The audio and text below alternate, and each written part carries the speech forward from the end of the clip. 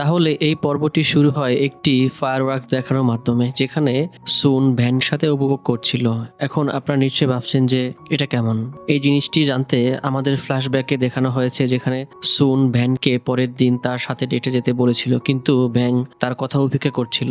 অন্যদিকে আমরা দুজন লোককে দেখতে পাই। আসলে এই লোকেরা কন্ট্রাক্ট কিলার এবং তারা সুনকে হত্যা করার জন্য একটি চুক্তি পেয়েছে, কিন্তু তারা দুর্ভাগ্যের যে ভ্যাং তাদের দেখতে পায় এবং তার জাদুর ব্যবহার করে শুটারকে হত্যা করে, যাতে সে শুট করতে না পারে। এইদিকে সোন সোজা হয়ে জোরে ভ্যানকে তার সাথে ডেটে যেতে বলে, যা শুনে আশেপাশের সমস্ত ছাত্র হতবাক হয়ে যায় এবং বেচারা চ্যান কাঁদতে শুরু করে। একই সাথে শিক্ষক ভ্যানকে ডাকেন এবং তার নাম শুনে ব্যাং উপযুক্তভাবে উত্তর দেয় যে এই কথা শুনে সুমিতের মনের হয় ব্যাং তাকে ডেটে যেতে বলেছে। অন্যদিকে শুটাররা তাদের বসকে জানায় যে তারা আজ সোনকে গুলি করতে পারবে না, যার জবাবে বস পরের বার চেষ্টা করতে বলে।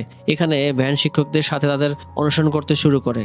সুন তাকে অনুসরণ করে কারণ সে অনুভব করছিল যে ভ্যাংও তাকে পছন্দ করে এবং সেই কারণেই সে ডেটে যেতে হ্যাঁ বলেছে। এখন যেহেতু সেই স্কুলের সবচেয়ে জনপ্রিয় মেয়ে, ছাত্ররা তার ছবি তুলতে শুরু করে এবং সোশ্যাল মিডিয়ায় ব্যাং এবং তার সম্পর্ক পোস্ট করতে শুরু করে, যা মুহূর্তের মধ্যে ভাইরাল হয়ে যায় এবং কন্ট্রাক্ট কিলারের বসও তা দেখতে পায়। পরের দিন আমরা ব্যানকে স্কুলের প্রধান শিক্ষকের সামনে দেখতে পাই, যাকে আমরা প্রথম পর্বে দেখেছিলাম। সে ব্যানকে আরো জিজ্ঞাসা করে যে তুমি সেই 6 বছর শিশু যে বহু বছর আগে মাত্র একটি বন্দুক দিয়ে জায়ান্টকে হত্যা করেছিলে। ফ্রেম এটা শুনে অবাক হয়ে যে জুস কিভাবে জানে যে আমিও একই শিশু, কিন্তু সে কিছুই বলার আগে সে এটা শুনে অবাক হয়। সে হাঁটু গেড়ে বসে ভ্যানকে মাস্টার বলে ডাকে। আসলে সে ভ্যানকে ক্ষমতা দিয়ে তার ভক্ত হয়ে গিয়েছিল, কিন্তু ভ্যান এটা চায়নি। তাই সে স্মৃতি ভুলে যাওয়ার জন্য সঙ্গীত ব্যবহার করে, কিন্তু এই শক্তি মাত্র 50% রাখে, কারণ যদি সে এটি শতভাগ টাওয়ারে ব্যবহার করে তাহলে সে তার স্মৃতিশক্তি হারাতে পারে। তাই সে মাত্র 50% ব্যবহার করে। এরপর যখন ব্যাং শান্তিতে রুলস খাচ্ছিল, তখন কুকুরটি সেখানে এসে তাকে বন্দুকবাজদের সম্পর্কে জানায়, কারণ সে বন্দুকবাজদের সুনকে লক্ষ্য করে থাকতে দেখেছিল। পরের দিন সকালে যখন সে তার বাড়িতে ছিল, তখন সুন সেখানে এসে তাকে ডেটে যেতে বলে, তাও ভয়ঙ্কর ভাবে। কিন্তু শীঘ্রই আমরা জানতে পারি যে এটি কেবল ভ্যানের স্বপ্ন ছিল, কিন্তু তার স্বপ্ন সত্যি হয়। ডজন খানেক প্রাণী বাইরে দেহরক্ষী নিয়ে ভ্যানের জন্য অপেক্ষা করছিল।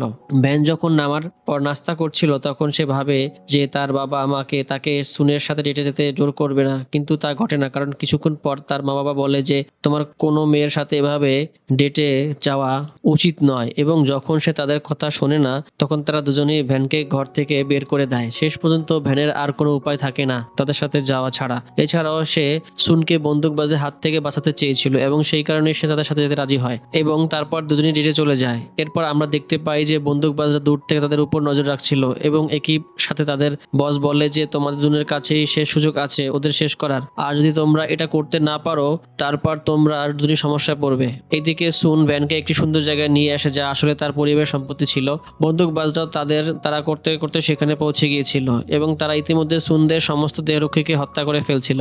এরপর আমরা দেখতে পাই যে যখন সুন এবং বেন এনজয় করছিল, তখন একজন বন্দুকবাজ তাদের দিকে গুলি চালায়, কিন্তু গুলিটি সুন পর্যন্ত পৌঁছানোর আগেই ব্যাং তার দাঁত দিয়ে তা ধরে ফেলে এবং তারপর তার শক্তি দিয়ে সে গুলিটি এত দ্রুত গতিতে ছুড়ে যে তা শুটারকে প্রচন্ড বেগে আঘাত করে।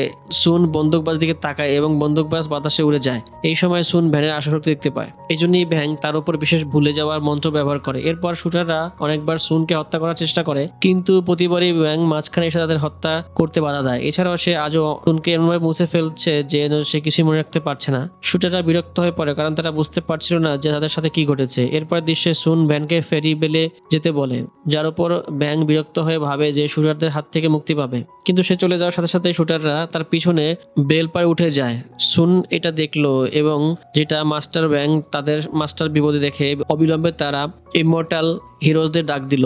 এইদিকে এসে এবং ব্যাং কথা বলতে ব্যস্ত, তখন শুটাররা বন্দুকের মুখে তাদের দুজনকে ধরে ফেলে। এসব দেখে সুন খুব ভয় পেয়ে যায়, কিন্তু ব্যাং শান্তভাবে বসেছিল। আসলে সে ভাবছিল যে শুটারদের আগমনের সাথে সাথে সুনের বকবকটা কিছুটা কমে যাবে আর তাকে কোনো কিছু শুনতে হবে না। এখন বন্দুকবাজে দেখার পর সে বুঝতে পারে যে তাকে পাঠিয়েছে এবং কেন।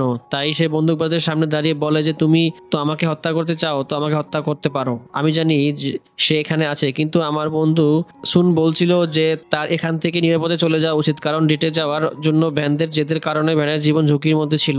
ভ্যাং বুঝতে পারে যে সুন তাকে অনেস্টলি ভালোবাসতে শুরু করেছে এবং সে এসব অনুভব করছিল, তাই সে রেগে যায় এবং রাগে তার চোখ লাল হয়ে যায় এবং জ্বলতে থাকে। এটি দেখে বন্দুকধারীরা এগিয়ে যায়। ভ্যান তার জাদু দেখায় এবং তাদের দুজনকে বাতাসে ছুঁড়ে মারে এবং জাদু দ্বারা তৈরি ফিনিক্স আকৃতির উভয়ে বন্দুকধারীদের ভালোভাবে আঘাত করে। আমরা দেখতে পাই যে এইসব সুনের নিচ থেকে দেখছিল। সুন বুঝতে পারে যে সে কোনো সাধারণ মানুষ নয় এবং তার মধ্যে প্রচুর ক্ষমতা রয়েছে যা সে স্বপ্নেও ভাবেনি। উপরে বিদায়ের সময় সুন ভ্যানের আসল শক্তি দেখতে পেয়েছিল, কিন্তু তা সত্ত্বেও সে এবার তার স্মৃতি মুছে ফেলেনি। সুন প্রতিশ্রুতি দেয় যে সে এই বিষয়ে কাউকে বলবে না, এই গোপন রহস্য কেবল তার মধ্যেই থাকবে। কিন্তু সুন রাজি হয় এবং তারপর তারা দুজনেই আতশবাজি উপভোগ করে এবং গারওয়ালি দৃশ্যটি ঘটে যা আমরা পর্বের শুরুতে দেখেছিলাম। ব্যাং আতশবাজি দেখতে ব্যস্ত ছিল এবং সুন তার হাসি মুখের দিকে তাকিয়েছিল এবং তারপর পর্বটি এখানে শেষ হয়ে যায়।